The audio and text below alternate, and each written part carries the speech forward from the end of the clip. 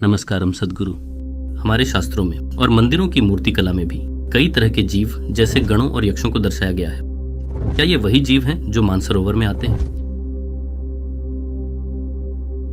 सिर्फ दो संस्कृतियां हैं जिन्होंने इसका कुछ हद तक उल्लेख किया है। भारतीय संस्कृति में ये बड़े रूप में मौजूद हैं।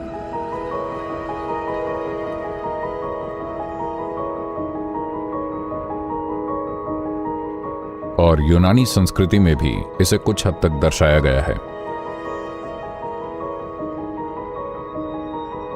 तो इनकी प्रकृति, जब हम कहते हैं कोई पर आयामी जीव, तो सिर्फ इन्हीं दो संस्कृतियों ने इनके रूपों की स्पष्ट व्याख्या की है। तो यहां हमारे पास यक्ष हैं, गंधर्व, गण, किन्नर, अप्सराएं, कृतिकाएं और इस तरह के कई और। मुझे लगता है हमने इन पर आयामी प्राणियों को अच्छी तरह पहचान रखा है, कम से कम 11-12 तरह के।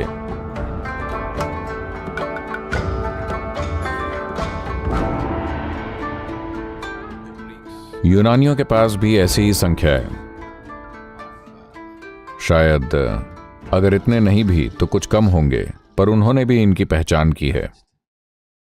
मुझे लगता है कि एकमात्र जगह, मैं कभी वहां गया नहीं हूं, पर लोग मुझे बताते हैं कि इस तरह का सबसे अच्छा पुस्तकालय अड्यार, चेन्नई में है। थियोसॉफिकल सोसाइटी पुस्तकालय में एक विशाल संग्रह है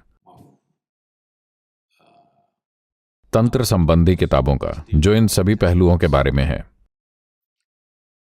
इन पहलुओं की खोज आध्यात्मिक प्रक्रिया के मुकाबले तंत्र में ज्यादा होती है, क्योंकि वो हमेशा खोजते रहते हैं कि कैसे किसी ऐसे तत्व का इस्तेमाल किया जाए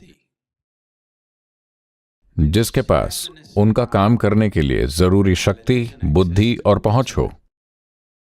वो हमेशा खोजते रहते हैं कि कैसे किसी चीज को गुलाम बनाकर उनके फायदे के लिए इस्तेमाल किया जाए। तो इन पहलुओं की खोज आध्यात्मिक प्रक्रिया के मुकाबले तंत्र में कहीं ज्यादा होती है।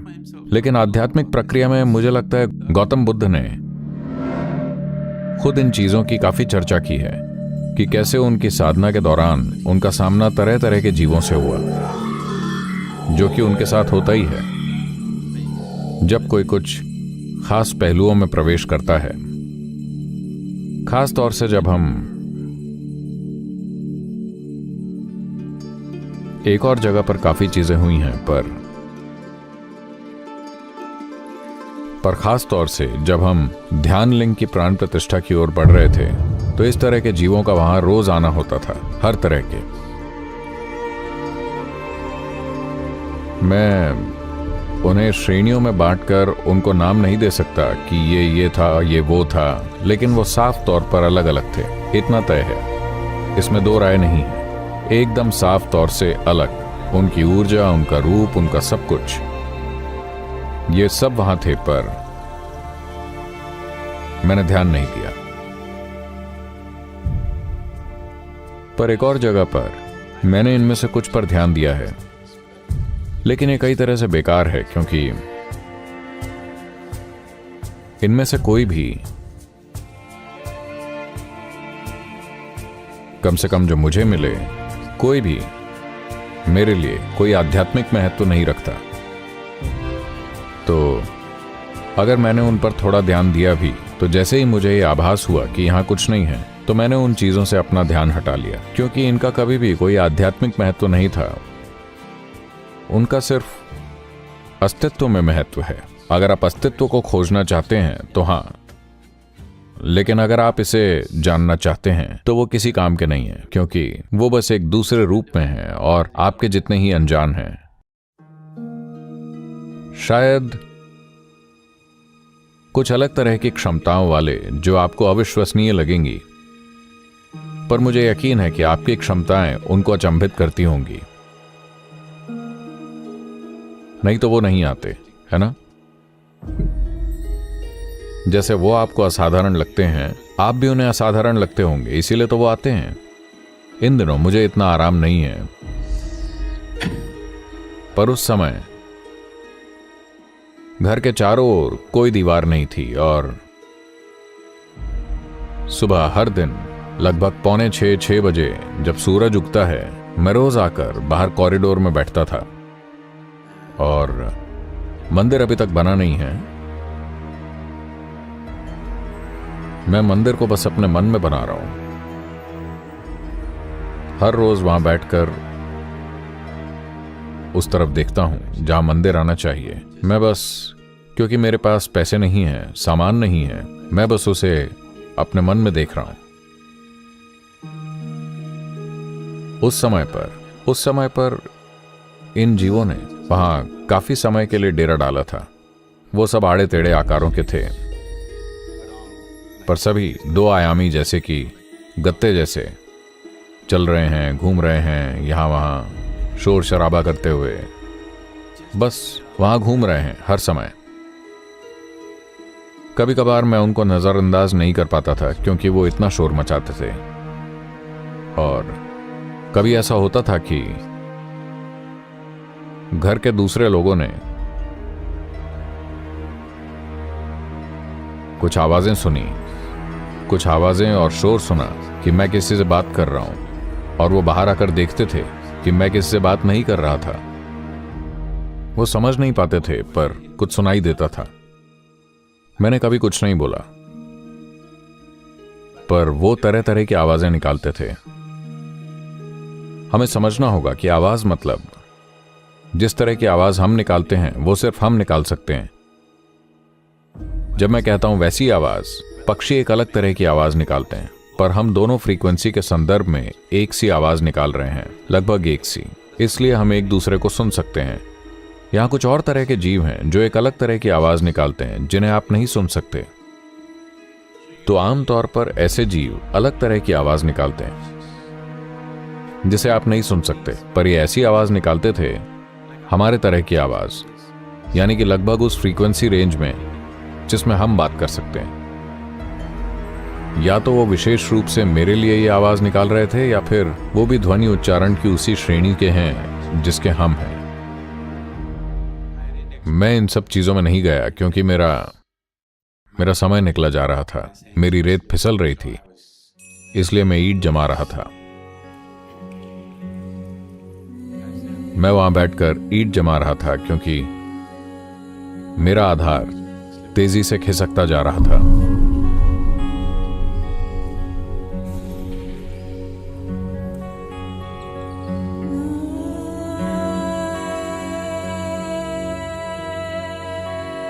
तो अगर उनके ध्वनि उच्चारण की फ्रीक्वेंसी हमारे जैसी है, तो यह भी संभव है कि उनके विचार भी लगभग हमारे विचारों की फ्रीक्वेंसी के हों। उनका शरीर भी लगभग इसी पदार्थ का हो, शायद बिल्कुल एक जैसा नहीं, पर मिलता जुलता हो। नहीं तो आपकी आंखें उन्हें इतनी आसानी से नहीं देख सकती। वैसे अगर आप एक खास स्थिति में हैं तो इन दूसरी चीजों को भी देख सकते हैं, पर इतनी आसानी से नहीं जैसे कि आप हर दिन किसी और चीज को देखते हैं। तो क्या ये यक्ष या गंधर्व या गण हैं? मुझे नहीं लगता, क्योंकि वो उनमें से किसी भी विवरण में फिट नहीं बैठते जो हमारी परंपरा में बताए गए हैं। गंधर्वों को सबसे सुंदर इंसानी रूपों की तरह बताया गया है। यक्ष थोड़े अलग तरह के हैं, पर लगभग इंसानों जैसे ही हैं। गण पूरी तरह विकृत मतलब इंसानों जैसा रूप नहीं है। तो ज्यादातर मंदिरों में जो आप देखते हैं वो गण हैं। उन्होंने वहां गण इसलिए बनाए हैं क्योंकि मानव चेतना को आकार देने में गणों ने एक महत्वपूर्ण भूमिका निभाई है, क्योंकि शिव खुद एक गण है।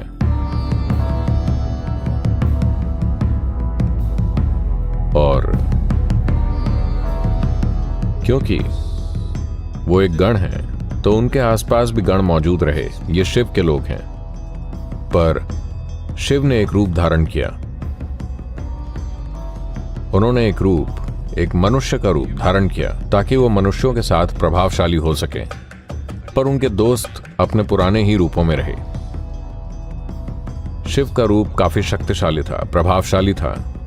बिना सबको बदले ही उन्होंने अपना काम मैनेज कर लिया। तो गणों के रूप हर जगह मौजूद हैं। क्योंकि हम मनुष्य हैं तो हमने उन्हें थोड़ा अपने जैसा बनाने की कोशिश की, थोड़ा ही विकृत, क्योंकि हम कोई ऐसी चीज नहीं सोच सकते जो बिल्कुल हमारे जैसी ना हो। देखिए, अभी भैरवी मंदिर के सामने 2 गण इस तरह बैठे हैं। शायद वो उस तरह ना दिखते हों, पर एक इंसान का मन ऐसा होता है कि एक प्राणी मतलब कम से कम उसका सिर तो होना चाहिए, और ऐसा नहीं कि बस उतना ही और वो एक बॉल जैसा दिखता हो। इसलिए 2 हाथ भी होने चाहिए उसको एक प्राणी की तरह दिखने के लिए। हमारी मानसिकता में अगर किसी को एक प्राणी की तरह दिखना है तो उसके हाथ, पैर और सब कुछ होना चाहिए, है ना? शायद उनके पास इनमें से कुछ भी नहीं था। शायद जो मैंने देखा वो असली गण थे। क्यों उनका ऐसा कोई रूप नहीं था जैसा हम सोचते हैं। पर जैसे जैसे समय बीता, कलाकारों ने, एक कलाकार कैसे ऐसा बनाकर बोल सकता है कि ये एक प्राणी है? अगर मैं आपको एक आड़े टेढ़े आकार का कागज दिखाकर बोलूं ये एक प्राणी है, तो आप उसे नहीं मानेंगे, है ना?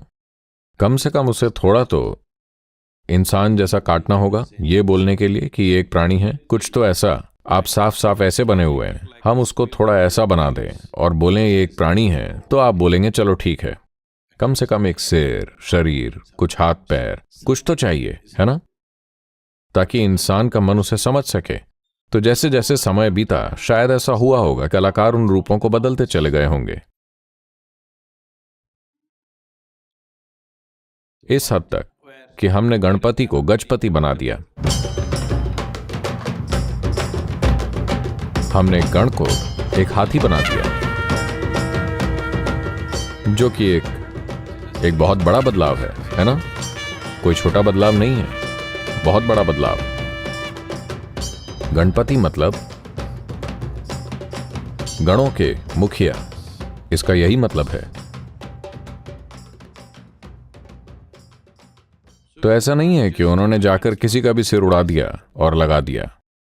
उन्होंने गण से कहा, सुनो, मैं तुम्हारा सिर लेकर इस इंसान के शरीर में लगा देता हूं, कम से कम तुम आधे प्रभावशाली तो रहोगे। मैंने खुद को पूरी तरह मनुष्य का रूप दे दिया है। अगर मैं तुम्हें इंसान का शरीर दूं, सिर्फ सिर हम नहीं बना पा रहे हैं, तब भी तुम काफी प्रभावशाली रहोगे। और वो प्रभावशाली हैं, है ना? हमने उन्हें स्वीकार किया क्योंकि उनका एक मनुष्य का शरीर है और गण का सिर। अगर वो पूरे गण होते तो हम उन्हें बाहर बिठाते, उनकी पूजा ना करते। हमने गणों को मंदिर के बाहर रखा, पर गणपति को अंदर ले आए, क्योंकि वो हमारी तरह दिखते हैं। तो शिव ने ये सारी चीजें सोचकर ही ऐसा किया होगा। शायद उन्हें कम से कम एक सहायक की जरूरत होगी जो थोड़ा तो मनुष्य जैसे दिखता हो नहीं सकता क्या? शायद वो बस वैसे आए जैसा हमने उन्हें मानसरोवर में देखा, बस यूं ही झुंडों में, बस ऐसे ही, एक खास तरह से। वो जानते थे कि इस रूप में वो काम नहीं कर सकते, तो शायद उन्होंने यहाँ की मिट्टी से खुद को बनाना चाहा, पर खुद को ठीक ठाक आकार ना दे सके। कुछ ऐसे हो गए, कुछ वैसे। मनुष्य में भी तो सभी एक जैसे आकार के नहीं आए, है ना? तो उस तरह से वो कई आकारों में बन गए और उन्होंने सोचा चलो ठीक है, जब तक कि एक आदमी स्वीकार करने लायक दिख रहा है तो चलेगा। शायद कॉन्फ्रेंस में जाने के लिए शिव को एक और आदमी चाहिए था, तो उन्होंने उस गण का सिर लेकर इंसान के शरीर में लगा दिया। शायद तब किसी उद्देश्य के लिए ऐसा किया होगा।